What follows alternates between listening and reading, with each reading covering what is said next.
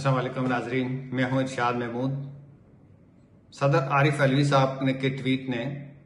पूरे मुल्क की सियासत में एक तहलका मचा दिया है। यह हकीकत तो मुनकशिफ हो ही चुकी है कि किस तरह से हमारा निज़ाम हुकूमत चलता है और पाकिस्तान के जो सबसे बड़े ओहदे पर फाइज हैं, जो शख्सियत जिसको सदर पाकिस्तान कहते हैं और जिन्हें मुसल्लह अफवाज यानी तीनों अफवाज के सुप्रीम कमांडर का दर्जा भी दिया जाता है,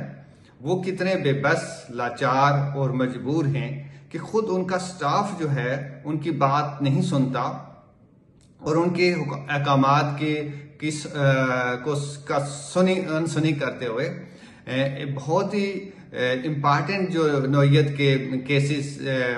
कानून साजी जो थी उसके मसवदे को वापस करने के बजाय जो है वो एक ऐसी सिचुएशन पैदा कर देता है कि वो खुद ब खुद वो कवानीन मंजूर हो जाते हैं। जाहिर है कि सदर पाकिस्तान के पास अगर कोई और रास्ता होता तो वो सोशल मीडिया का सहारा ना लेते और वो ये बात जो है ऑफिशियल चैनल से करते। इसका मतलब एक ये भी है कि सदर आरिफ अलवी जो है वो कैसरे सदारत में एक मजबूर महज बन चुके हैं। जैसे कि किसी जमाने में कहा करते थे कि परवेज मुशर्रफ साहब के जमाने में रफीक ताड़र साहब हुआ करते थे या जुल्फकार अली भुट्टो साहब के दौर में ज़हूर इलाही हुआ करते थे। लेकिन चूंकि सदर आरिफ अलवी एक पॉलिटिकल पार्टी से ताल्लुक रखते हैं, वो एक सियासी कारकुन रहे हैं, उन्होंने एक तवील सियासी जद्दोजहद की है। जमाना तालिब इल्मी से वो एक मुतहर्रिक सियासतदान, सियासी कारकुन और तालिब इल्म रहनुमा रहे हैं, लिहाजा वो जानते हैं कि किस तरीके से उन्होंने अपने आप को असर्ट करना है। तो उन्होंने एक तरीके से आप ये समझ लीजिए कि ये ट्वीट करके तो हमारे पूरे सिस्टम को, रियासती ढांचे को एक्सपोज कर दिया और ये बताया है कि जब रियासती इदारे जो हैं वो अपनी मनमानी करने पे आते हैं तो ये जितने भी पॉलिटिकल चेहरे होते हैं, चाहे वो वजीर आजम हो, सदर हो या दूसरे हों, वो एक मजबूर महज और बेबस शख्सियत बन जाते हैं। मैं बाज़ औक़ात अक्सर दोस्तों से बात करता रहता हूँ, वो लोग बहुत सारी उम्मीदें लगाते रहते हैं कि जी वजीर आजम साहब आगे हैं, मुंतखब हो गए तो वो कोई बड़े कारनामे सर अंजाम देंगे। लेकिन मेरी हमेशा से ये असेसमेंट रही है कि वजीर आजम हूँ या जो भी हूँ, उनके इर्द गिर्द जो रियासती ढांचा है वो उन्हें हिलने भी नहीं देता। वो अपनी मर्जी से या अपनी सोच और फिक्र के साथ कुछ बहुत बड़ा काम करने की सलाहियत नहीं रखते, क्योंकि जो सिस्टम ऑपरेट करता है उनके इर्द गिर्द, जैसे सदर आरिफ अलवी के साथ हुआ है, वो सिस्टम जो है उन्हें आउट ऑफ द बॉक्स ना सोचने देता है, ना अमल करने देता है, बल्कि उनको एक रोजमर्रा की रूटीन में फंसा कर रख देता है। तो आरिफ अलवी साहब ने जिस बेबसी का इजहार किया उस पे पूरे पाकिस्तान में बहुत दुख और अफसोस का इजहार किया गया है। मीडिया में मैं न्यूज का एडिटोरियल देख रहा था, उन्होंने इसे एक बम शल से ताबीर किया है। डॉन अखबार जो आजकल कि मौजूदा जो पाकिस्तान का मीडिया का माहौल है उसमें मैं समझता हूँ सबसे बेहतर और अच्छे आर्टिकल और तजिए वो छापते हैं और उसकी ज़ाहिर है उनको बड़ी प्राइस भी पे करना पड़ती होगी। उन्होंने भी इस पे शदीद तनकीद की है और इस तरह की कानून साजी के अमल को जो है वो नाकाबिले कबूल और नाकाबिले बर्दाश्त करार दिया है। अफसोस की बात यह है कि PDM शहबाज शरीफ की हुकूमत और उनके साथ उससे ज़्यादा अफसोस की बात यह है कि बेनज़ीर भुट्टो की पार्टी जिस बेनज़ीर भुट्टो ने जमहूरियत के लिए बहुत कुर्बानियां दी, हत्ता कि अपनी जान तक कुर्बान कर दी, जिलावतनी में वो रही, पाकिस्तान के अंदर उनकी पार्टी को जो है इस कदर उसको मुश्किलात का सामना करना पड़ा कि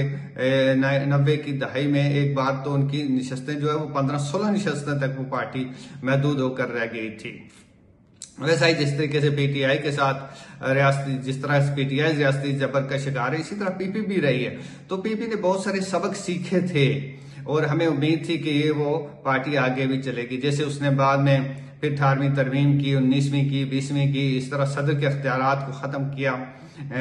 सूबों को एम्पावर किया, गिलगित बल्तिस्तान को KP के नाम बदले। तो ये बहुत सारे ऐसी उम्मीदें थी कि PP जो है वो एक जमहूरियत के साथ जो है उसकी वाबस्तगी जो है वो मजबूत रहेगी। लेकिन बदकिस्मती से पीपी ने जिस बुरी तरह से हथियार डाले, उसकी वजह से भी मुल्क में फिर जो गैर जमहूरी कुव्वतें हैं उनको ऐसी कानून साजी करने का मौका मिला कि पाकिस्तान रफ्ता रफ्ता जो है वो एक मुकम्मल तौर पे पुलिस स्टेट बन गया। और अभी जैसे काकड़ साहब का जैसे इंतखाब हुआ है, जैसे उनकी काबीना बनी है, इसमें अगरचे बहुत सारे काबिल लोग हैं, लेकिन ज्यादातर लोग ऐसे हैं कि जिनका एक मखसूस माजी है और जिनकी सिलेक्शन से भी आपको अंदाजा हो जाता है कि मुस्तकबिल में पाकिस्तान की जो सियासत है वो क्या रंग रूप और शक्ल अख्तियार करने जा रही है, और किस तरह के लोग जो हैं जो एक खास मखसूस लाइन टो करते हैं और एक मखसूस जबान और लब लहजा और वोकैबुलरी इस्तेमाल करते हैं, उन्हीं के लिए सियासत के दरवाजे खुलेंगे। और बाकी लोग जो हैं जो जमहूरियत की, इंसानी हुकूक की, फ्रीडम ऑफ स्पीच की, पाकिस्तान को दुनिया में एक जमहूरी मुल्कों के और एक जो आलमी बरादरी है उसमें एक अच्छा मुकाम दिलाने के लिए, उसका एक अच्छा बेहतर एक इत्तेदाल पसंद मुल्क का इमेज के तौर पे जो उसको उजागर करना चाहते हैं, उस तरह के लोगों के लिए स्पेस जो है वो बहुत श्रिंक हो गई है, बहुत ही ज्यादा श्रिंक हो गई है। तो आरिफ अलवी साहब के साथ जो हुआ और जिस तरीके से उन्होंने इसका इजहार किया, इसने मैं दोबारा ये कहना चाहता हूँ, ये बहुत ही अफसोसकुन है। और इस अफसोसकुन सूरत हाल में ज्यादा अफसोस कुन जैसे मैं कह रहा था कि ये है कि पीपीपी और नून लीग उन्हें कह रही है कि आप इस्तीफा दे दें। हालांकि होना ये चाहिए ताकि ये पार्टियां इस बात का मुतालबा करती कि आखिर वो कौन सी कुव्वतें हैं, वो कौन से इदारे हैं, वो कौन से अफराद हैं, शख्सियात हैं, इसके ऊपर जो है कोई एक लार्जर बड़ी इंडिपेंडेंट किस्म की इंक्वायरी होनी चाहिए थी और फिर ऐसे अफराद को सख्त तरीन इबरतनाक सजा दी जाती जिन्होंने सदर के हुक्मदोली की। लेकिन अनफॉर्चुनेटली जो है हमारे मुल्क का कल्चर ऐसा है कि सहाफत हो, सियासत हो, इंसानी हुकूक के इदारे हों, सभी लोग जो है सियासत तो सियासी पार्टियों ने तो बटना ही था, सभी लोग जो हैं वो अपने अपने हिसाब में बट चुके हैं, अपने अपने कबीले के साथ, अपने अपने पार्टियों के साथ, ग्रोहों के साथ। उनके मफादात जो हैं वो कौमी और मुल्की मफादात से ज्यादा ताकतवर हैं। तो इसलिए आप देखते हैं कि इस बहुत सारे जो जर्नलिस्ट हैं जिन्होंने इसके ऊपर ट्वीट की है, उससे भी आप अंदाजा कर सकते हैं कि किस तरीके से बजाय कि वो एक उसूल की बात करते, प्रिंसिपल की बुनियाद पे खड़े हो जाते,